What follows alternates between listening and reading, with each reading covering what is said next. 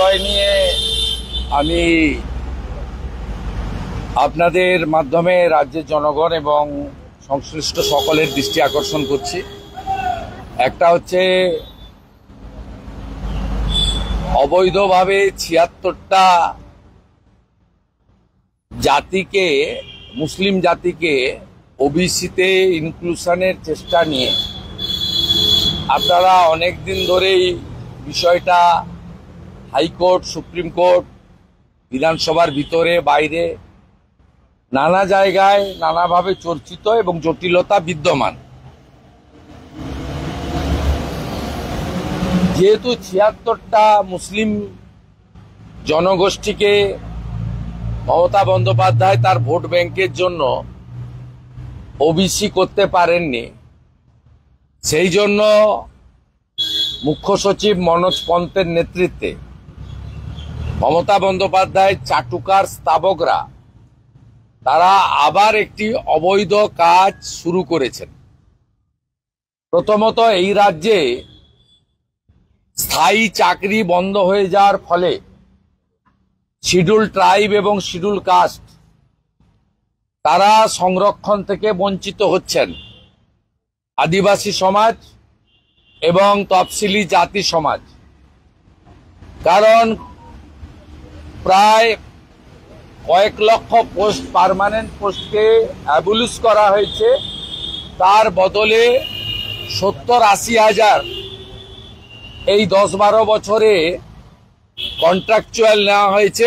অনেকটাই রাজ্য সরকার সরাসরি করেছেন, আবার অনেকটাই থার্ড পার্টির মাধ্যমে করেছেন, ওয়েবেল এবং বিভিন্ন এজেন্সির মাধ্যমে। সেখানে সংরক্ষণের নীতি মানা হয়নি। এর ফলে আদিবাসী সমাজ, যাদের দীর্ঘদিন ধরে স্বাধীনতার পরবর্তী সময় থেকে তারা চাকরিতে, শিক্ষায় সংরক্ষণ পেয়ে আসছেন, পশ্চিমবাংলার আদিবাসী সমাজ বঞ্চিত। শিডিউল কাস্ট তারাও একইভাবে বঞ্চিত। তাদের যে সংরক্ষণের পার্সেন্টেজ রয়েছে কন্ট্রাকচুয়াল, ক্যাজুয়াল, ডাইরেক্ট এবং থার্ড পার্টির ক্ষেত্রে তারাও একইভাবে বঞ্চিত। আপনারা দেখেছেন WBTC, West Bengal transport corporation, NBSTC, SBSTC, বিদ্যুৎ দপ্তর, বাংলা সহায়তা কেন্দ্র, সব মিলিয়ে ডাটা এন্ট্রি অপারেটর প্রায় ৭০-৮০ হাজার কন্ট্রাকচুয়াল হয়েছে। সেখানে আমাদের SC STরা এবং ওবিসিরা, অরিজিনাল ওবিসিরা, এর সাথে এক্স সার্ভিসম্যান, এক্সাম্পট ক্যাটাগরি, 1% যারা ফিজিক্যালি চ্যালেঞ্জ, তারা সকলেই বঞ্চিত হয়েছেন। দ্বিতীয় পর্যায়ে মমতা বন্দ্যোপাধ্যায় সরকার এবং মমতা বন্দ্যোপাধ্যায় নিজে বঞ্চিত করেছেন ওবিসি হিন্দুদের।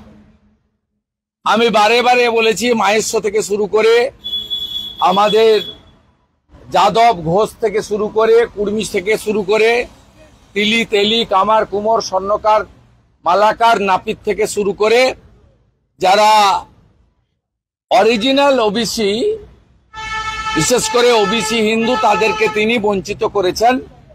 মুসলিমদেরকে ওবিসি দিয়েছেন এবং ভারতবর্ষের কোনো রাজ্যে নেই ওবিসি এ এবং বি করে।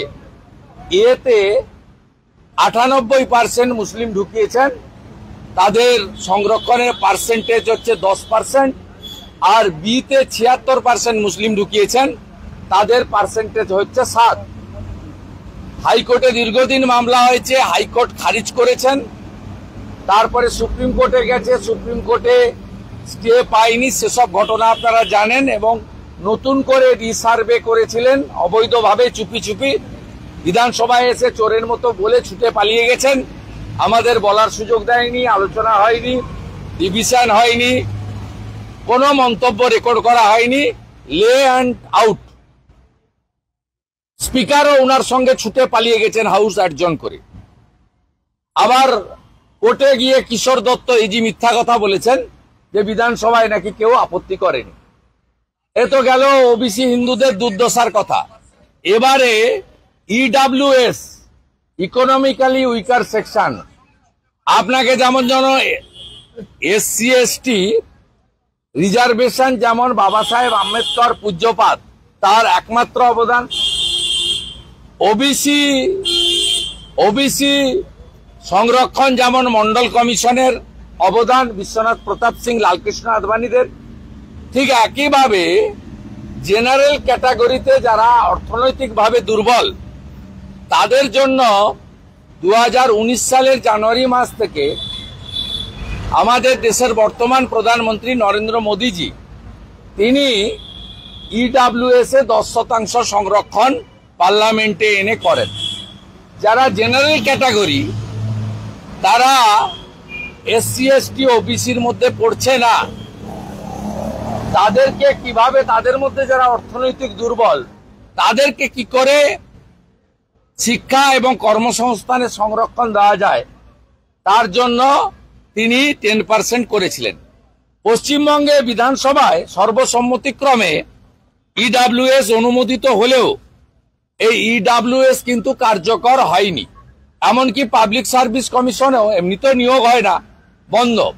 এরা করেছে যেহেতু রিসার্ভে করে মুসলমানদের নাম ঢোকানোর পরেও জাস্টিসরা ডিভিশন বেঞ্চ খারিজ করেছে, তাই এরা ইডব্লিউএস এ জেনারেল ক্যাটাগরিকে বঞ্চিত করার জন্য বেলদার মুসলিম, খোট্টা মুসলিম, মুসলিম সর্দার এই তিনটে ক্যাটাগরিকে ঢুকিয়ে দিয়েছেন ইডব্লিউএস।